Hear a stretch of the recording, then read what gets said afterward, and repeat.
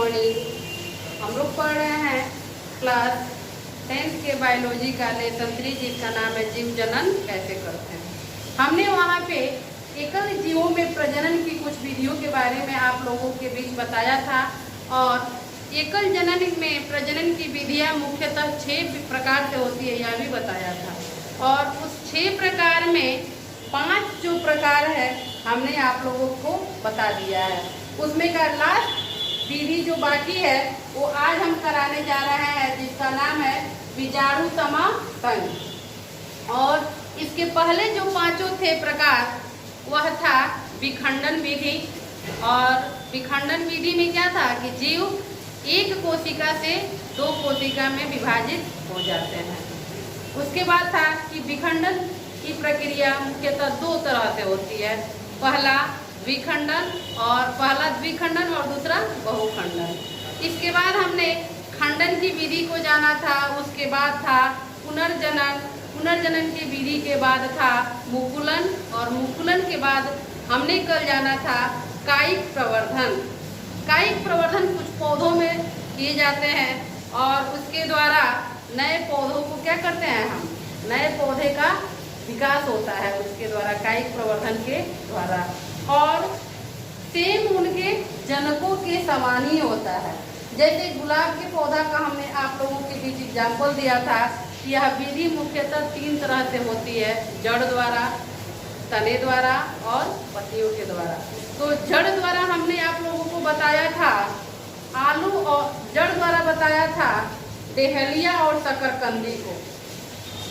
जब भी जड़ के द्वारा अगर नए पौधे उत्पन्न होंगे तो उसमें 2 उदाहरण हमने आप लोगों को बताया था, डेहलिया और शकरकंदी।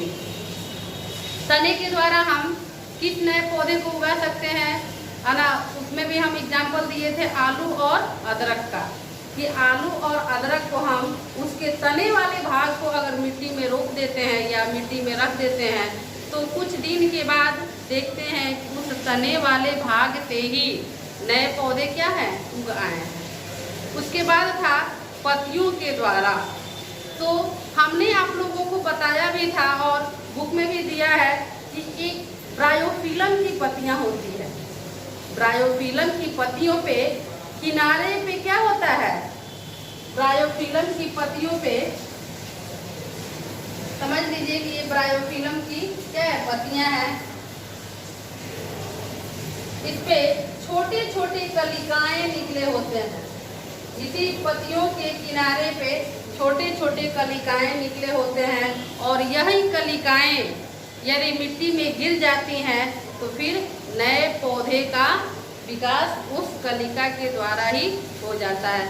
यानी हमने आप लोगों को बताया था कि कायिक प्रवर्धन में 3 विधि से प्रजनन की प्रक्रिया होती है, जड़ द्वारा, तने द्वारा और पत्तियों के द्वारा। आज हम जानेंगे बीजाणु समासंग के बारे में। तो देखिए हमने यहाँ पे एक फिगर बनाया हुआ है, वह फिगर है राइजोपस में बीजाणु समासंग। राइजोपस एक जीव का नाम है और उसमें कैसे बीजाणु समासंग होता है। यहाँ पे अगर थोड़ा सा ये टूट जाएगा और ऐसे यहाँ पे बाहर आ जाएगा।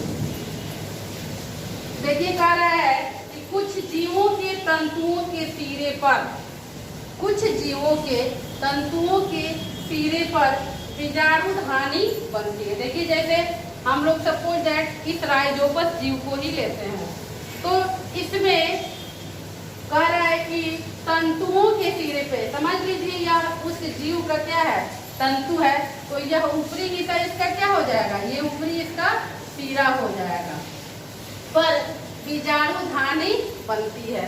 इसके तंतुओं पे बीजाणुधानी यहाँ आपको यहाँ पे दिख रहा है गोल गोल जो है उसी में क्या हुआ है बीजाणुधानी बनते हैं जिनमें बीजाणु होते हैं। देखिए ये तो गोल गोल बन गया है तो इसको हम लोग कहते हैं बीजाणुधानी।